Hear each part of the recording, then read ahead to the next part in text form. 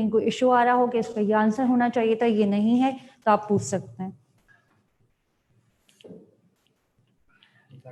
बता दिया तो क्यों नहीं बताया?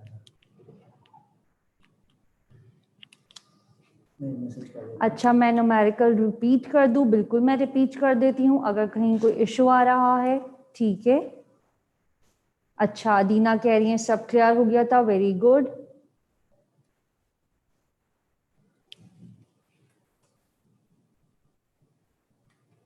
अच्छा, हार्डी वेनबर्ग के हाफिजा फातिमा कह रही हैं कि मिस हो गए थे। बिल्कुल मैं बता देती हूँ उससे रिलेटेड चीज़ें। सब क्लियर था? अच्छा, अब ये 50-50% कुछ है। कुछ स्टूडेंट्स कह रहे हैं कि मिस बता दीजिए, और कुछ कह रहे हैं कि मिस क्लियर था। अच्छा, ये बताइए जिनको क्लियर था उनके लिए भी थोड़ा सा एक दोबारा से कर देते हैं, गो थ्रू हो जाएगा आपका। कुछ चीज़ें आपको सेल्फ प्रैक्टिस के लिए दे देती हूँ, ठीक है, ताकि आप उसको सेल्फ प्रैक्टिस कर लें। अच्छा, वैसे बहुत ज़्यादा मुश्किल नहीं आते।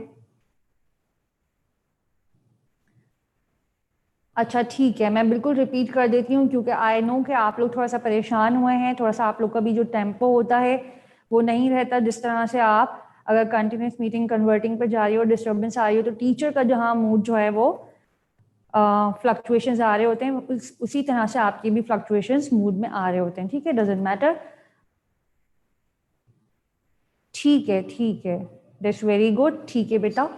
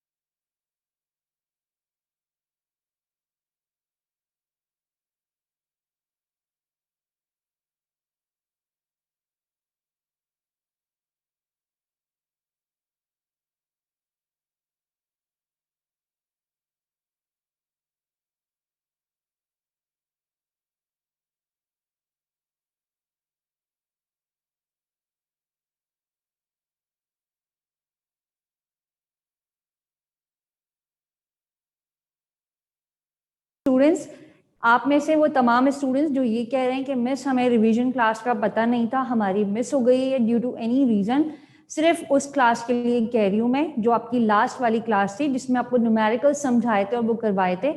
तो बेटा उसका ये है कि आपको सर ने मैसेज भी कर दिया है, आपको वो भी शो हो रहा होगा, ठीक है, चैट रूम के अंदर। इसके अलावा बेटा एक और चीज़, अगर आपका मिस हो गया था तो परेशान होने वाली बात नहीं है। आज जब आप आफ्टरनून में रिकॉर्डेड लेक्चर उसको सुनेंगे तो उसके बाद उस दिन वाला लेक्चर मिस जैनब का, लास्ट क्लास वाला मिस जैनब का रिकॉर्डेड लेक्चर, वो हम दोबारा से प्ले कर देंगे, ठीक है। तो आप वहां पर देख सकते हैं आज के दिन, ठीक है। आज पहले आज के 4 लेक्चर्स जो सुबह से आपके हुए, उसके बाद लास्ट वाला मिस जैनब का रिकॉर्डेड लेक्चर। अच्छा, बहुत सारे स्टूडेंट्स ये कह रहे हैं मिस थोड़ा सा रिपीट कर दीजिए, हमें क्लियर नहीं है, और अच्छे से क्लियर हो जाएगा। मैं बिल्कुल रिपीट कर देती हूँ उसको। और उससे पहले हम पढ़ लेते हैं लास्ट बिल्कुल एक टॉपिक है, that is the principle of competitive exclusion, ठीक है, प्रिंसिपल ऑफ कॉम्पिटेटिव एक्सक्लूजन। और ये दिया था गॉस ने, साइंटिस्ट। ये आपने याद रखना है, प्रिंसिपल ऑफ कॉम्पिटेटिव एक्सक्लूजन। इन्होंने क्या कहा था, जब किसी भी पर्टिकुलर टेरिटरी के अंदर, किसी भी पर्टिकुलर लोकेलिटी के अंदर दो पॉपुलेशंस कॉम्पीट कर रही होती हैं, तो उन दो पॉपुलेशन में से कोई एक पॉपुलेशन उस कंपटीशन को विन करती है। बहुत ही आसान करके बता रही हूँ। अगेन, जब भी आप प्रिंसिपल को पढ़ते हैं, आप किसी भी लॉ को पढ़ते हैं, तो वर्डिंग आपने बिल्कुल वही सेम याद करनी होती है।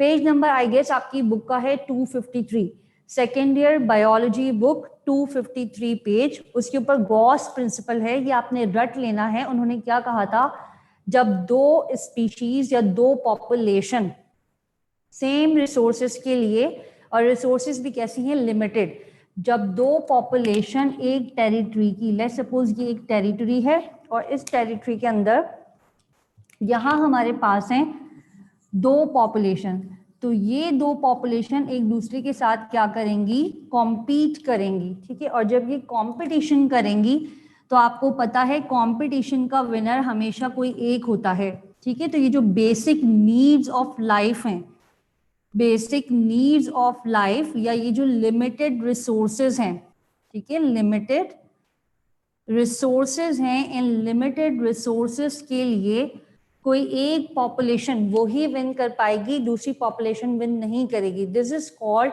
Principle of competitive exclusion. तो जो स्पीशी, गौर से सुनिएगा, जो स्पीशी, जो पॉपुलेशन इस कंपटीशन को विन कर जाएगी वो यहाँ पर रहेगी, ठीक है। लेट्स सपोज इसने विन किया तो ये यहाँ पर रहेगी, बाकी दूसरी पॉपुलेशन ऑफ अनदर स्पीशी ये यहाँ से खुद एक्सक्लूड हो जाएगी, खुद खत्म होती जाएगी। जब जाहिर सी बात है इसको रिसोर्सेज ही नहीं मिलेंगी, इससे ज्यादा ताकतवर इसकी सराउंडिंग में कुछ एनिमल्स मौजूद हैं, तो वो इसको यहाँ पर बेसिक नीड्स को हासिल ही नहीं करने दे रहे। इसकी वजह से क्या होगा बेटा, ये एक्सक्लूड होना शुरू हो जाएगी। And this exclusion is known as what, extinction. इस एक्सक्लूजन को ही हम क्या कहते हैं, एक्सटिंक्शन या एलिमिनेशन। तो यहाँ पर बेसिकली अब हम किसकी बात करने लगे हैं, एलिमिनेशन ऑफ डिफरेंट स्पीशी। आपने देखा होगा बहुत सारी स्पीशी अब एक्सटिंक्ट हो चुकी हैं, बहुत सारे एनिमल अब एक्सटिंक्ट हो चुके हैं। तो उसका बेसिक प्रिंसिपल क्या था, बेसिक कॉज क्या थी, ये वजह थी उसकी। इसकी वजह से क्या हुआ, वो जितनी भी पॉपुलेशंस हैं या स्पीशीज हैं, चाहे वो प्लांट की स्पीशी हो चाहे वो एनिमल की स्पीशी हो, एक्सटिंक्ट होती चली गई, ठीक है, क्योंकि उनको बेसिक लिमिटेड रिसोर्सेज अवेलेबल नहीं हुई।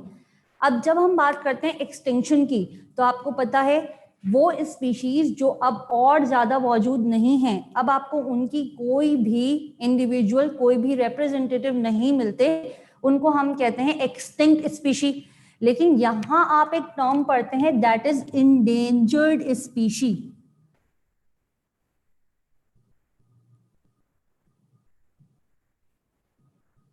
ठीक है, यहां हम एक टर्म पढ़ते हैं दैट इज इंडेंजर्ड स्पीशी। अच्छा, इंडेंजर्ड स्पीशी जो है इसके अंदर ही इसके मीनिंग हिडन है।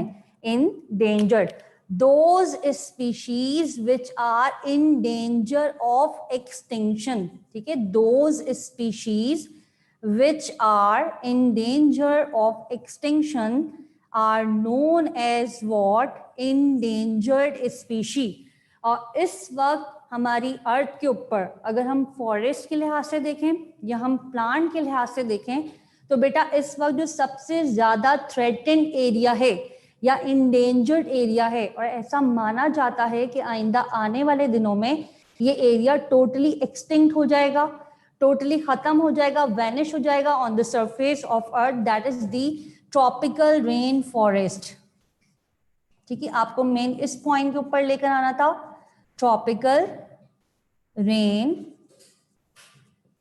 फॉरेस्ट। और बिल्कुल रिपीट कर दूंगी मैं उस टॉपिक को जो आप लोगों ने डिमांड किया है। फिलहाल ये 2-3 चीजें समझा दूं।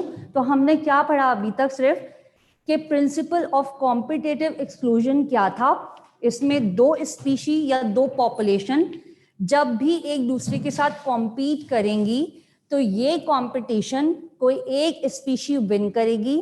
जो स्पीशी इस कंपटीशन को विन करेगी उसकी पॉपुलेशन बहुत ज्यादा फ्लरिश करेगी और वो आपको इस एरिया में नजर आएगी। इसके कंपैरेटिवली वो स्पीशी जो कंपटीशन विन नहीं कर सकी, ये ऑटोमेटिकली खत्म होती चली जाएगी और एक टाइम आएगा ये टोटली डिसअपियर हो जाएगी, टोटली वैनिश हो जाएगी on the surface of earth. तो इसको हम क्या कहेंगे, वो एनिमल या वो प्लांट जो अब नो मोर प्रेजेंट हैं उनको हम कहते हैं एक्सटिंक्ट एनिमल्स, एक्सटिंक्ट प्लांट्स। ठीक है, लेकिन कुछ ऐसे भी एनिमल आपको मिलते हैं, कुछ ऐसे भी प्लांट मिलते हैं जो अभी खत्म हुए नहीं हैं, लेकिन आइंदा आने वाले दिनों में ये खदशा है कि ये खत्म हो जाएंगे या एक्सटिंक्ट हो जाएंगे। ठीक है, बिल्कुल ही नापैद हो जाएंगे। तो उनको हम क्या कहते हैं, इंडेंजर्ड। अभी एक्सटिंक्ट नहीं हुए लेकिन आइंदा आने वाले दिनों में क्या हो जाएंगे, नापैद हो जाएंगे, एक्सटिंक्ट हो जाएंगे। उनको हम कहते हैं थ्रेटेंड स्पीशी। ठीक है, एक और टर्म भी यूज होती है इसके लिए, these are also known as threatened threatened species या फिर इंडेंजर्ड स्पीशीज, ठीक है। और इंडेंजर्ड के लिहाज से आपने क्या ध्यान में रखना है, tropical rain forest. Tropical rain forest में अगर हम देखें 100% ट्रॉपिकल रेन फॉरेस्ट से 66% एरिया इसका टोटली खत्म हो गया है। सबसे ज्यादा थ्रेटेंड एरिया ऑन अर्थ, आपने याद रखना है, the most threatened area on earth, सबसे ज्यादा खतरनाक एरिया जिसको खतरा लाके कि ये खत्म हो जाएगा, वो कौन सा है, ट्रॉपिकल रेन फॉरेस्ट। इसका 66% खत्म हो चुका है।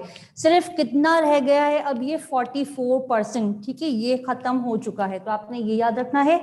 और आपने याद रखना है ये किसने दिया था, principle of competitive exclusion, it was given by Gause, ठीक है। होप सो ये दो चीजें क्लियर हो गई होंगी। फिर पेज नंबर 235 के ऊपर जो आपकी सेकेंड ईयर बायोलॉजी की बुक है, इसमें कुछ एनिमल्स दिए हुए हैं कि पाकिस्तान में कौन कौन से एनिमल्स हैं, कौन कौन से बर्ड्स हैं जो अब थ्रेटेंड हैं, इंडेंजर्ड हैं, और कौन कौन से ऐसे एनिमल्स हैं या बर्ड्स हैं जो एक्सटिंक्ट हो चुके हैं। तो ये आपने रट्टा लगाना है अच्छा वाला खुद से, कौन से एनिमल पाकिस्तान में एक्सटिंक्ट हो चुके हैं और कौन से इंडेंजर ऑफ एक्सटिंक्शन है। फिर उसके बाद कुछ कंजर्वेशन दी हुई है कि कंजर्व किस तरह से कर सकते हैं वो एरिया या वो एनिमल या प्लांट जो कि इंडेंजर ऑफ एक्सटिंक्शन है या थ्रेटेंड स्पीशी हैं, उनको हम किस तरह से सेव कर सकते हैं। तो बेटा उसके लिए हम सफारी पार्क्स बनाते हैं, उसके लिए हम जू बनाते हैं, उनको कंजर्व करते हैं, जिस तरह की कंडीशन उनको लाइफ की रिक्वायर्ड होती है रहने के लिए उसको मेंटेन करने की कोशिश करते हैं। तो एज सच हम कंजर्वेशन नहीं पढ़ रहे पूरा, सिर्फ एक पैराग्राफ है, उसको गो थ्रू कर लीजिएगा, 2-3 पॉइंट्स हैं उनको रीड कर लीजिएगा।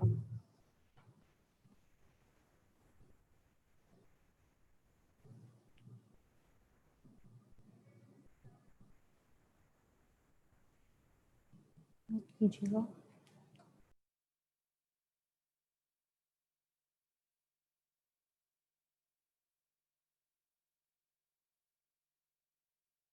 वरना आप मोबाइल गिरा देंगे। मेरा मूड ही नहीं हो रहा आज यहाँ पढ़ाने का।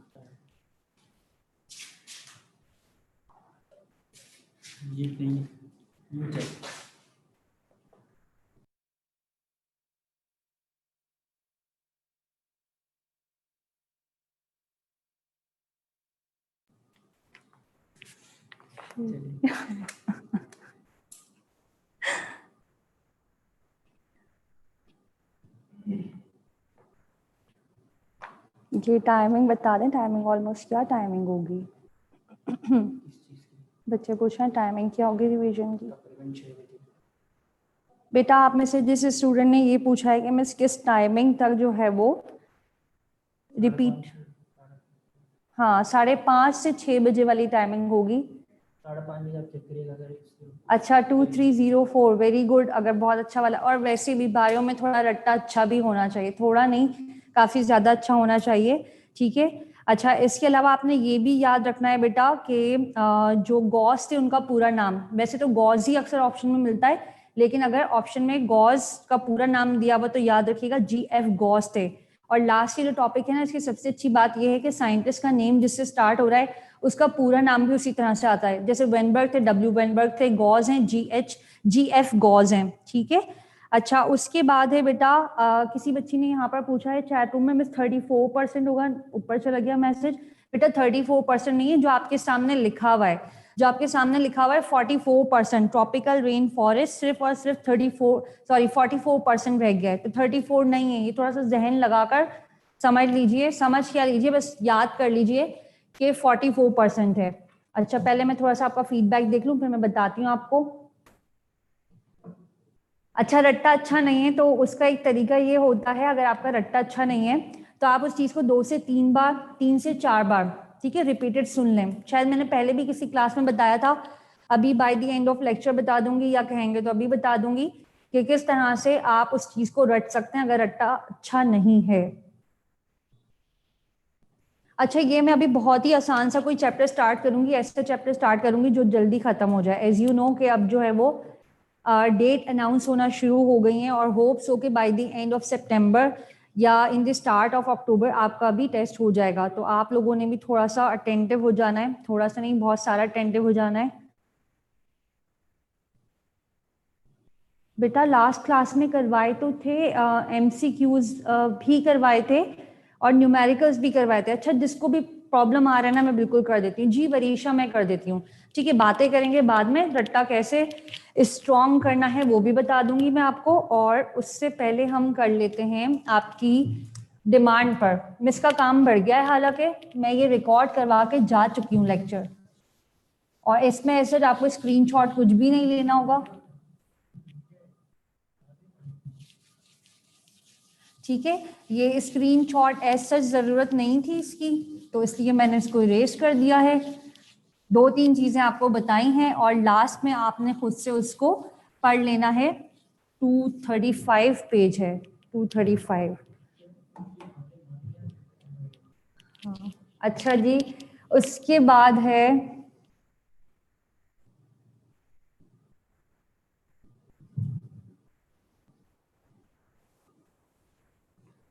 हार्डी वेनबर्ग प्रिंसिपल और इससे related numericals.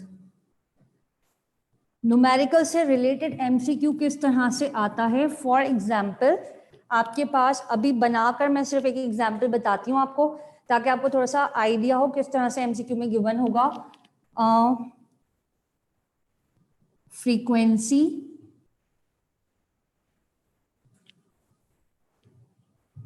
Of homozygous,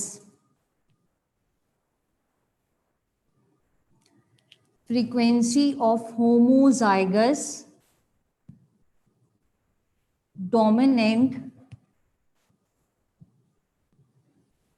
allele is 0.09. So calculate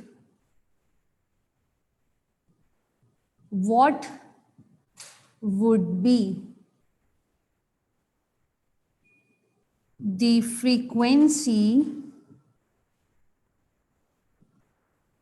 of dominant allele. What would be frequency of dominant allele? ठीक है जी। और ऑप्शंस देती हूँ आपको। सबसे पहले मुझे इसको सॉल्व करके बताइए। मैंने समझाया था, और अगर नहीं समझ में आ रहा किसी को तो मैं वो भी मेंशन कर दूंगी सॉल्व कैसे करना है। पहले मुझे थोड़ा सा बताइएगा, अगर आपके पास इस तरह से कर रहे हो, अभी मैं ऑप्शंस नहीं लिख रही, ठीक है, ऑप्शंस नहीं लिख रही, तो आप इसको सॉल्व करके थोड़ा सा आंसर इसका निकालिए, फाइंड आउट कीजिए what would be the answer. और ये ऐसा नहीं है कि आपने ब्लाइंड गैसिंग करनी है 2449, तो थोड़ा सा पहले सॉल्व कीजिएगा इसको। आप जिस तरह से कर रहे हैं ना, कर रही हैं, मुझे समझ में आ गया, लेकिन वो नहीं है ये।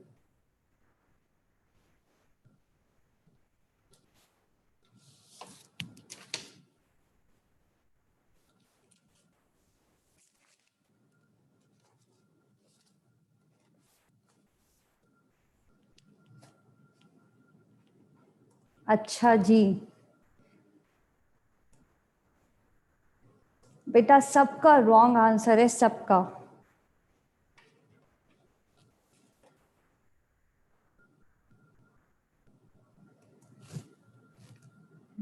चले मैं ऑप्शंस लिखती हूँ। अब ऑप्शंस लिखूंगी तो फिर आप लोग कुछ ना कुछ लगा ही लेंगे। अच्छा, हानिया, हानिया very good, Hania very very good.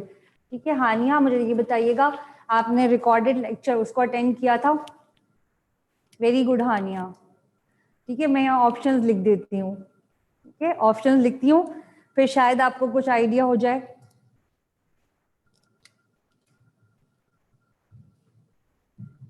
And your options are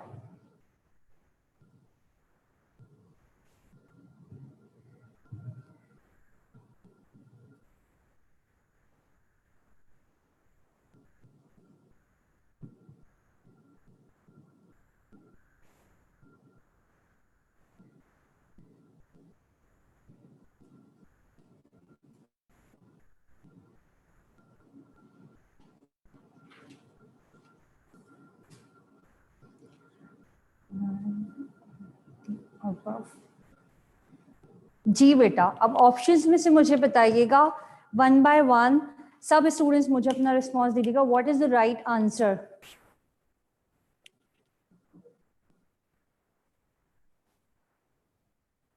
अच्छा, और जिसका मैम, चले माइक अभी अनम्यूट नहीं करवाते वरना बहुत टाइम लगेगा।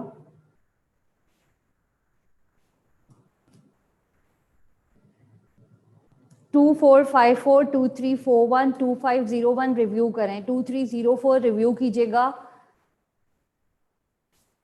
2412 रिव्यू कीजिएगा,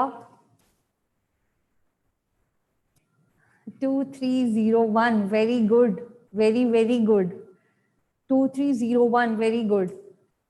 अच्छा, लास्ट टाइम तो हमारी होती थी फिजिकल क्लासेस ना, तो जब हम ये कर रहे थे तो हालांकि इतनी बेसिक चीज़ें होती हैं पॉइंट करके, और वो आप सिंपल विदाउट कैलकुलेटर भी कर सकते हैं, प्लस माइनस करना होता है, लेकिन स्टूडेंट्स गलत गलत ऑप्शन बता रहे होते थे और उसके बाद मुस्कुरा रहे होते थे। एंड मैं उनको हमेशा ये कहती थी, आप लोग का मैथ्स इतना गंदा है जब भी तो आप लोग प्री मेडिकल में है, तो वो वाली चीज़ तो मिसिंग है फिजिकल क्लास, ठीक है।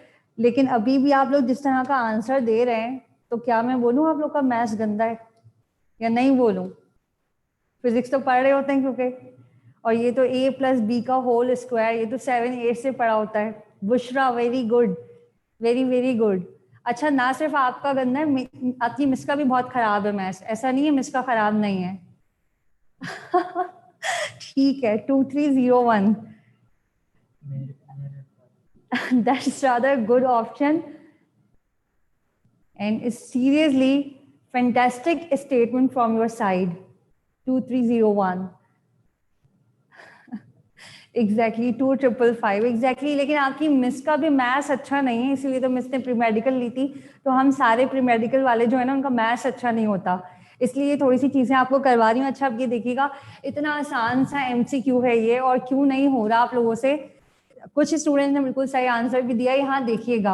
अच्छा, देखने से भी पहले अगर मिस कर दिया है आपने रिकॉर्डेड लेक्चर, तो यहाँ सुन लीजिएगा बेटा, आपके पास वर्डिंग दी हुई होती है, डायरेक्ट P की और Q की वैल्यू नहीं गिवन होती। वर्डिंग में आपको फिंगर टिप्स के ऊपर होना चाहिए, आपने यूं पढ़ना है और फौरन से आंसर को पिक करना है, ठीक है। कहीं कैलकुलेशन है तो थोड़ा बहुत प्लस माइनस आप करके देख सकते हैं, लेकिन आपको पता होना चाहिए ये वाली टर्म दी हुई है तो P की बात हो रही है, ये वाली टर्म दी हुई तो P स्क्वायर की बात हो रही है, ठीक है। तो यहाँ अगर मिस कर दिया आपने रिकॉर्डेड लेक्चर, तो यहाँ देख लीजिएगा बेटा, आपके पास गिवन होता है डोमिनेंट, डोमिनेंट अलील की टर्म, ठीक है। फिर अलील में भी आपने ये देखना है, आया अलील दिया हुआ है या उसकी प्लूरल फॉर्म दी हुई है, ये भी खास तौर से देखकर पढ़िएगा, ठीक है।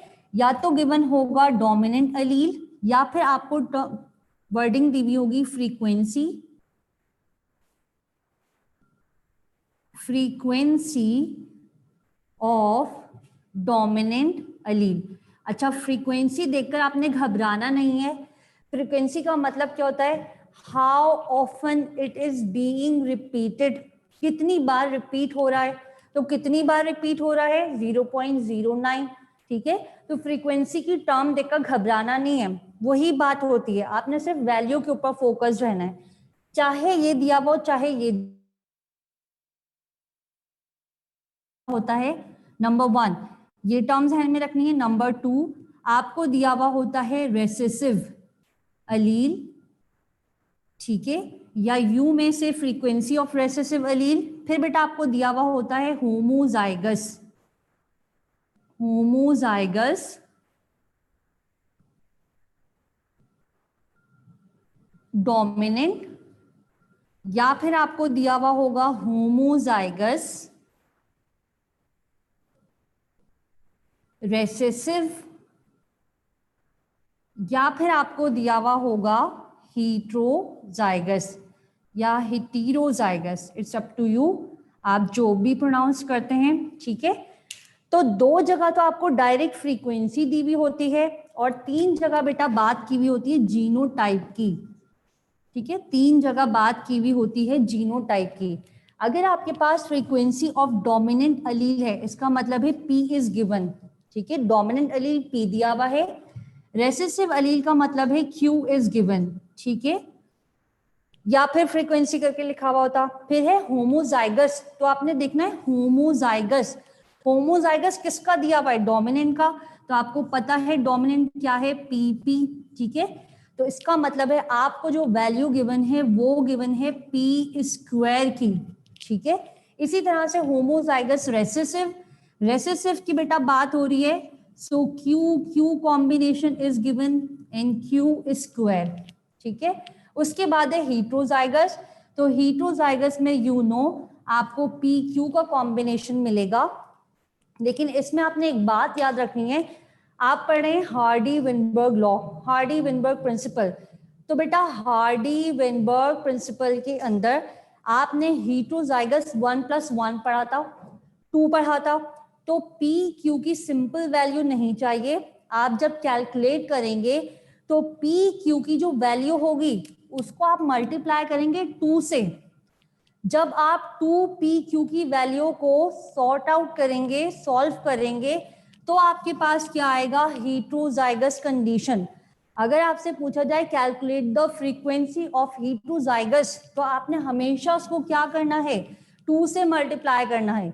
और अगर दोनों ही ऑप्शन दी हुई है, गौर से सुनिएगा, आपको पी क्यू को सॉल्व करके भी वैल्यू दी हुई है, ठीक है। जैसे फॉर एग्जाम्पल यहाँ पर दिया हुआ है 0.3, और आपको पी क्यू को मल्टीप्लाई करके भी वैल्यू दी हुई है, पी क्यू मल्टीप्लाई बाई 2, ठीक है। क्या हो जाएगा? ये हो जाएगा 0.6 आपके पास, ठीक। तो आपने क्या करना है, अगर पी क्यू की भी वैल्यू गिवन है, 2pq की भी वैल्यू गिवन है, और पूछा गया है heterozygous condition, frequency of heterozygous, तो आप ऑप्शन में कौन सी वाली वैल्यू को पिक कर कर आएंगे? 0.6, यानी 2pq वैल्यू वाली वैल्यू, ठीक है। पी क्यू उसके साथ मल्टीप्लाई हुआ हो 2, तो राइट आंसर होगा। यहां तक चीजें क्लियर हैं? इसका लीजिएगा पहले स्क्रीनशॉट, दिस वन।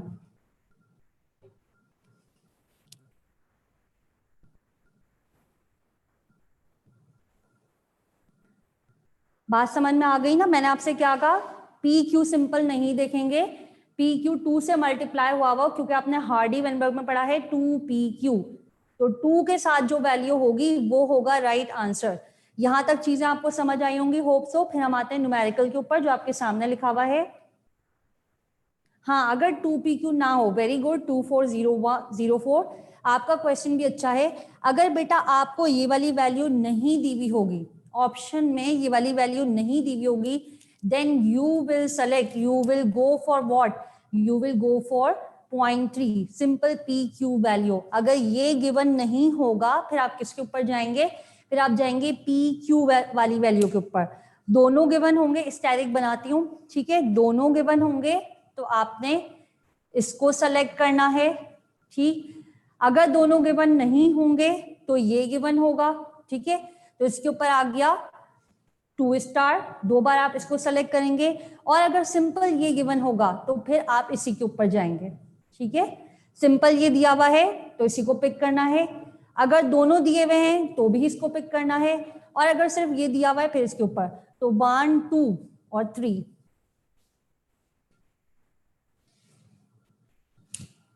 क्यों नहीं समझ में आया? हीट्रोजाइगस कंडीशन, हीट्रोजाइगस कंडीशन बेटा क्या होती है?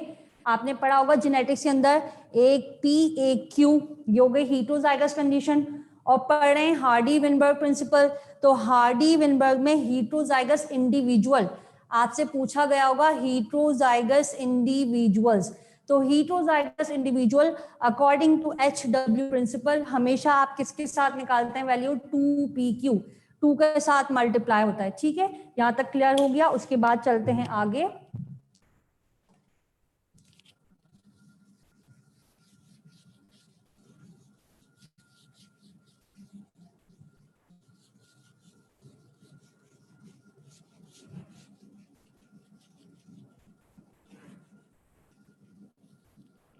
अब मैंने आपको क्वेश्चन क्या दिया है, एमसीक्यू क्या दिया है? Frequency of homozygous. अभी टर्म समझाइए, वर्डिंग समझाइए।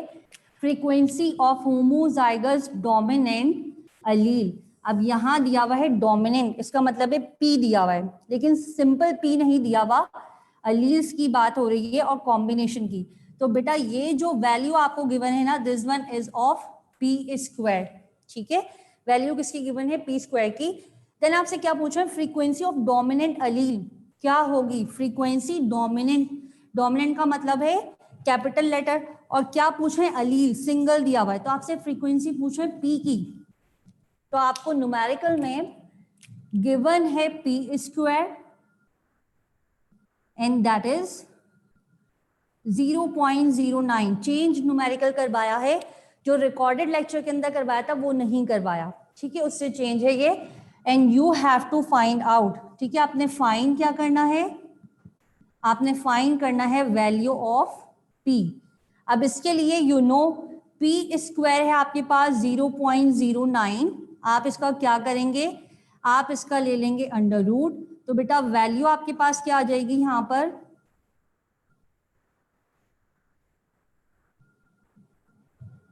0.09, इसका कर लिया आपने रूट, यहां हो गए ये दोनों कैंसिल, और वैल्यू हो गई आपके पास यहां पर P is equal to 0.3, simple, इतना सिंपल है। पी स्क्वायर दिया हुआ है, क्यू स्क्वायर दिया हुआ है, डायरेक्ट पी पूछा हुआ है, डायरेक्ट क्यू पूछा हुआ है, आपने उसका सिर्फ और सिर्फ क्या करना है, रूट लेना है। सिर्फ आपको पढ़ने में, स्टेटमेंट को पढ़ने में और उसको समझने में टाइम लगेगा कि दिया हुआ क्या है और निकालना क्या है। So which one is the right option, 0.3। अब दूसरी चीज आपने क्या ध्यान में रखना है, आप इतनी जल्दी में एनटीएस कर रहे होते हैं, उसको अटेम्प्ट कर रहे होते हैं एमसीक्यू को, कि आप सोचते हैं आंसर आपने निकाला 0.3 आया, आपने देखा ऑप्शन 0.3 था बी के ऊपर, आपने सेलेक्ट क्या कर लिया 0.03, ठीक है, आपने क्या करा आंसर स्क्रिप्ट के ऊपर बी की जगह ए फिल कर दिया। तो ये बहुत अटेंटिव होकर आपने फिल करना है, जो भी ऑप्शन पिक करा है मिलता जुलता ऑप्शन है, 0.3 सॉल्व करके निकाला, ऊपर 0.03 लिखा हुआ था, नजर का धोखा हुआ, आपने ए को वहां पर सपोज करा कि 8.3 लिखा हुआ है और ए को फिल कर आ गए, ठीक है।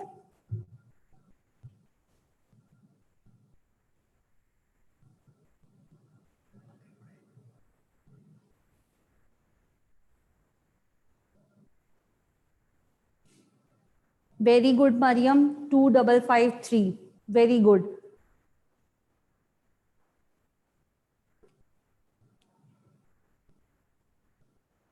उसके बाद एक और न्यूमेरिकल कर लेते हैं। अच्छा ठीक है, 2519, वेरी गुड। अगर आप सबने सही आंसर दिया है, वो एक्चुअली इतने सारे जो है वो मैसेजेस आ रहे होते हैं, तो नजर से ओझल हो जाते हैं।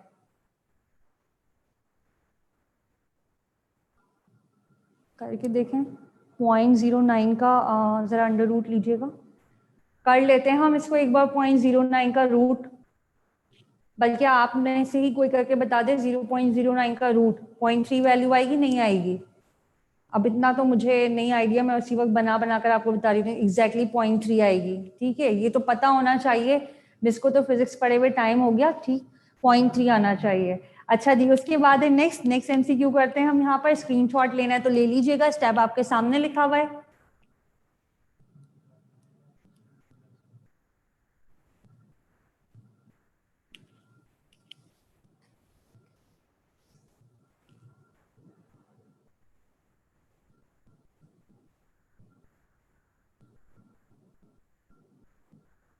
आपको थोड़े से होम असाइनमेंट दे दूं, 2-3 न्यूमेरिकल्स दे दूं घर से करने के लिए, मतलब फ्री टाइम में कीजिएगा, और फिर आंसर मैं आपको इंशाल्लाह कल बताऊंगी, ठीक है, आंसर इंशाल्लाह कल बताऊंगी आपको।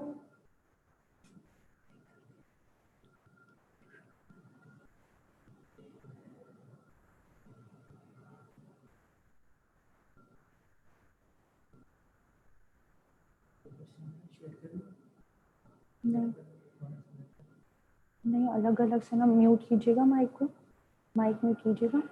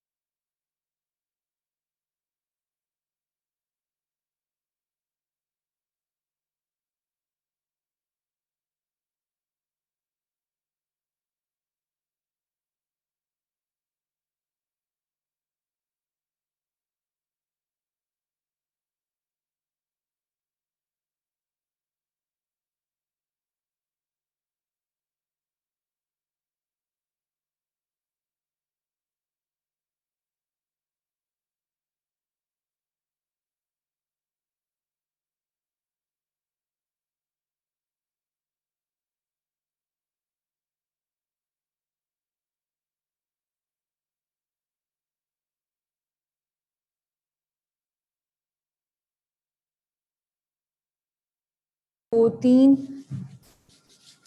सेल्फ प्रैक्टिस के लिए एमसीक्यूज भी नहीं, सिंपल न्यूमेरिकल दे रही हूँ, और ऑप्शन जब हम डिस्कस करेंगे नेक्स्ट क्लास में तो वहां आपको रेक्टिफाई कर दूंगी। एमसीक्यू वाली प्रैक्टिस शीट मैं खुद से बनाकर दे दूंगी आपको। और पर मेंशन है हार्डी विनबर्ग, तो आपको याद रखना है, इसी से रिलेटेड ये है।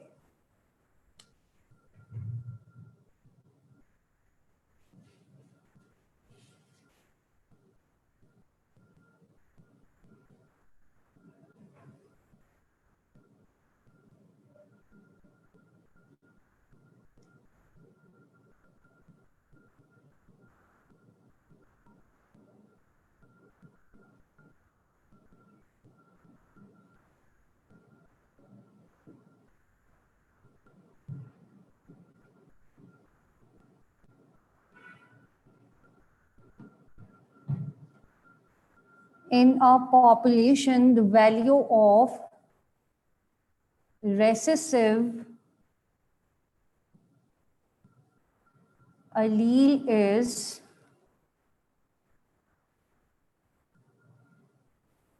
0.616.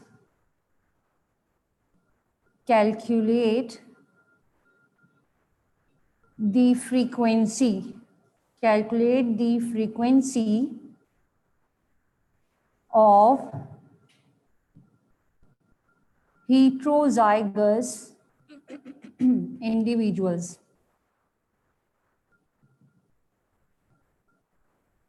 ठीक है, ये हो गया आपके पास MCQ number 1, sorry numerical number 1।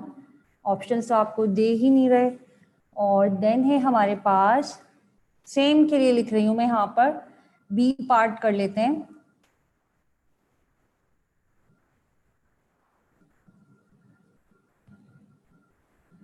In a population,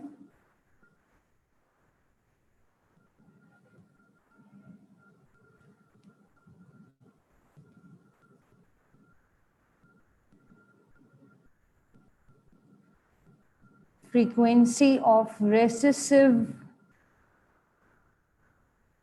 allele is 0.616, then what would be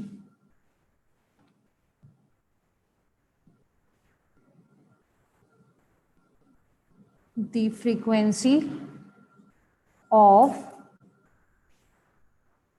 dominant homozygous